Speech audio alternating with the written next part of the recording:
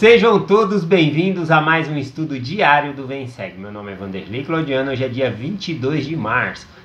Ontem eu estava compartilhando sobre um livro que eu tenho aqui chamado Doutrina e Convênio e o Futuro. Muita gente perguntou como é que faz para adquirir esse livro. É um livro que foi escrito em 1957 pelo reitor lá da faculdade de Brigham Young, da BYU. E eu quero agradecer aí a irmã Carla Costa, porque ela respondeu cada pessoa que queria o livro no grupo aqui, aliás, no meu canal aqui. Ela respondeu que é só ir no Google e escreveu no Google lá esse livro, Doutrina e Convênio e o Futuro. E aí quando você aperta ali, aparece em PDF para você baixar, ou tem algumas lojas na qual você pode visitar a loja e ver, se tem ali, se eles entregam. E aí dá para ter esse livro. Eu nem sabia dessa opção do Google aí, acabei aprendendo aí com a irmã Carla Costa, Muito obrigado, viu, irmã? Quero indicar aqui dois canais que eu estou acompanhando do Vem Segue, tá bom? Tem um canal que eu estou acompanhando que é chamado Fé Inabalável, tá bom? Eu vou deixar na descrição do meu vídeo aqui no final, para vocês ir lá e visitar o canal. Se vocês gostarem, se inscrevem. E tem o canal do Alex S Brasil também. Eu gosto muito do canal do Alex S Brasil, que ele pega aqui o manual que nós temos e ele vê tópico por tópico, e ensina ali. Então eu acho fantástica a maneira que ele ensina, tá bom? Então eu vou deixar esses dois canais aí como referência para vocês.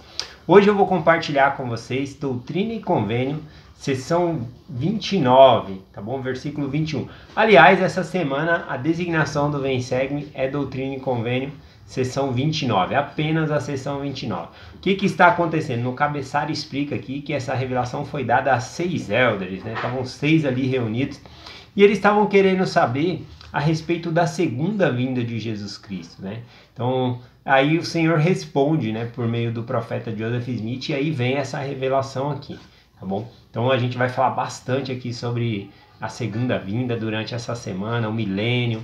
Bom, então nesse livro aqui que eu tenho, Doutrina e Convênio e o Futuro, ele fala algumas coisas bem interessantes também sobre o milênio, e depois nós vamos estudar sobre ele. Hoje eu vou compartilhar a Doutrina e Convênio, seção 29, versículo 21, que diz assim: E a grande e abominável igreja, que é a prostituta de toda a terra, será abatida por fogo devorador, como foi dito pela boca de Ezequiel, o profeta que falou dessas coisas, a quais não se cumpriram, mas certamente, como eu vivo, cumprir-se-ão, porque não hão de reinar abominações. Então aqui fala sobre a queda de uma igreja, a qual é chamada aqui a grande e abominável, a qual é a igreja a qual o diabo fundou. E eu gostaria de explicar um pouquinho o que é essa igreja, para que as pessoas possam ter um conhecimento melhor, tá bom? Bom, nós lemos lá em 1 Néfio, capítulo 14, versículo 10, que o anjo, quando aparece a Néfio ali, aí ele fala algumas coisas para a Néfio, e uma das coisas é assim: e disse-lhe ele: eis que não há mais do que duas igrejas.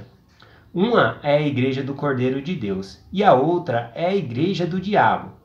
Portanto, quem não pertence à igreja do Cordeiro de Deus, faz parte daquela grande igreja, que é a mãe das abominações, que é a prostituta de toda a terra.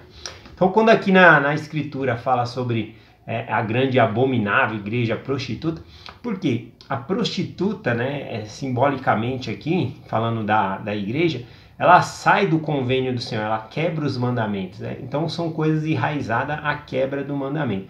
Então nós não devemos interpretar, por exemplo, que existe a igreja de Jesus Cristo e todas as outras não é a igreja de Jesus Cristo, portanto é a igreja do diabo. Não é isso que a escritura está ensinando aqui, tá bom? Inclusive eu vou ler outra escritura aqui, nós estávamos lendo algumas semanas atrás aí, que é Doutrina e Convênio 18, versículo 20.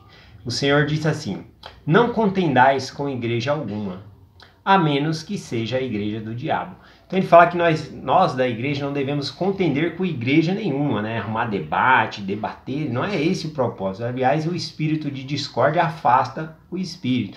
Nós não vamos conseguir ajudar ninguém contendendo, porque o Espírito Santo se afasta. Bom, então, mas ele deixa bem específico aqui, não contendais com igreja alguma, a não ser que seja a igreja do diabo. Então, não significa que fora da igreja de Jesus Cristo não exista outras igrejas e que não fazem parte da igreja do diabo. Então, o que é a igreja do diabo, né? Eu vou estar falando aqui. No Guia de Estudo das Escrituras diz assim, a igreja do diabo: toda organização iníqua, mundana na terra, que corrompe o evangelho puro e perfeito e luta contra o Cordeiro de Deus. Então, a igreja do diabo, né, ela não é uma instituição, uma igreja específica que a gente possa dar um nome, mas é uma organização que se infiltra em várias partes. Por exemplo, a igreja do diabo vai estar infiltrada dentro do governo, vai estar infiltrado em tudo que ensina contra o evangelho de Jesus Cristo. Então isso é realmente a igreja do diabo, né? Até mesmo, eu posso ler aqui, quer ver? Alma 5,40, quando diz assim: porque vos digo que tudo que é bom vem de Deus, e tudo que é mal vem do diabo. Então, se algo ele persuade a pessoa a crer em Deus, a ter fé, a guardar os mandamentos, então é de Deus, né? Então, ou pelo menos é uma ramificação dos ensinamentos de Deus. Alguém pegou parte do ensinamento de Deus e está ensinando ali. Então, se a pessoa está ensinando a fazer o bem, não é a igreja do diabo. Bom, então fica bem claro aqui sobre isso. E a igreja do diabo, ela também tem suas ramificações, né? Inclusive tem uma rede de televisão aí que, pela misericórdia, eu poderia falar que é a rede do capeta aí, né? Quem sempre pregando contra os mandamentos de Deus, quando vai falar da igreja aí, é de um modo realmente descuidado, desqualificando. E quando vai falar de pessoas que realmente estão quebrando os mandamentos, eles tomam um certo cuidado ali para não ofender.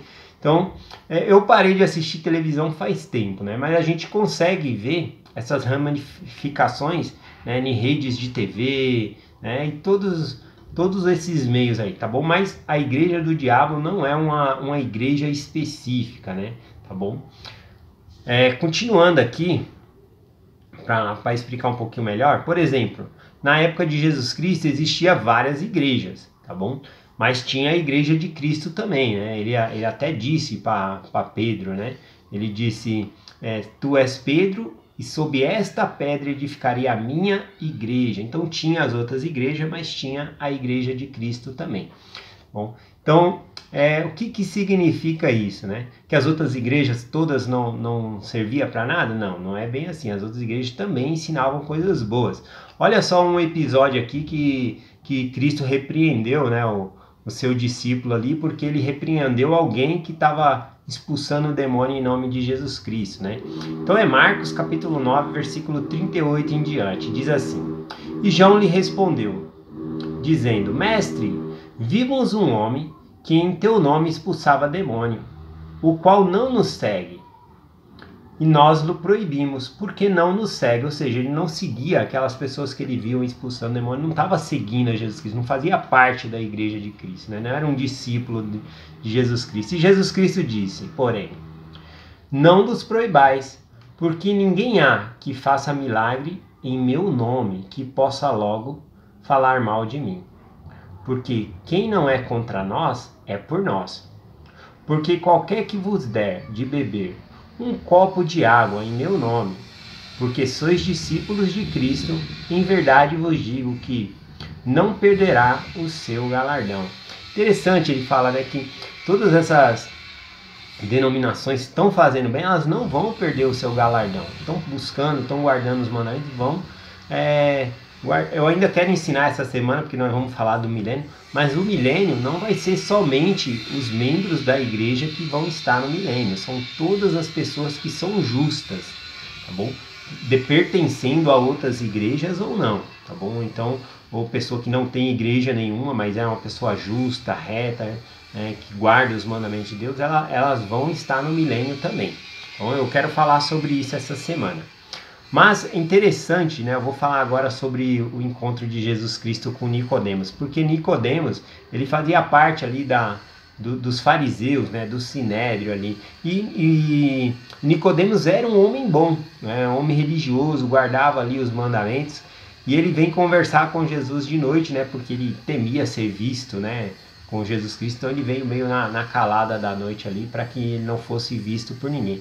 Mas Nicodemos, ele era uma pessoa tão boa que quando o pessoal, os fariseus ali, eles condenaram Jesus Cristo à morte, né, tramando ali a morte de Jesus Cristo, ele pegou e falou assim: por acaso na nossa lei, né, nós condenamos um homem sem antes julgá-lo? Ou seja, Jesus Cristo nem estava lá e eles já estavam condenando. E aí eles não quiseram saber disso, cada um foi para sua casa. Mas Nicodemos estava ali defendendo, né? Olha o que Jesus Cristo disse para Nicodemos, lá em João 3,5. E Jesus respondeu: na verdade eu te digo, que aquele que não nascer da água e do Espírito não pode entrar no reino de Deus. Então, embora uma pessoa seja boa, mesmo de outra religião, ainda assim ela vai precisar ser batizada, receber o Espírito Santo, vai precisar fazer os convênios no templo, né? Então eu não quero ultrapassar muito porque eu vou falar ainda sobre o milênio, mas no milênio também vai existir outras igrejas. Jesus Cristo ele não vai reinar ali e vai falar: ó, esta é a minha igreja, vocês precisam ser batizados. Um dos trabalhos essenciais aí no milênio vai ser a pregação do Evangelho. Nós vamos continuar pregando o Evangelho no milênio também, tá bom? Então eu deixo essa mensagem com vocês, em nome de Jesus Cristo. Amém. Até amanhã.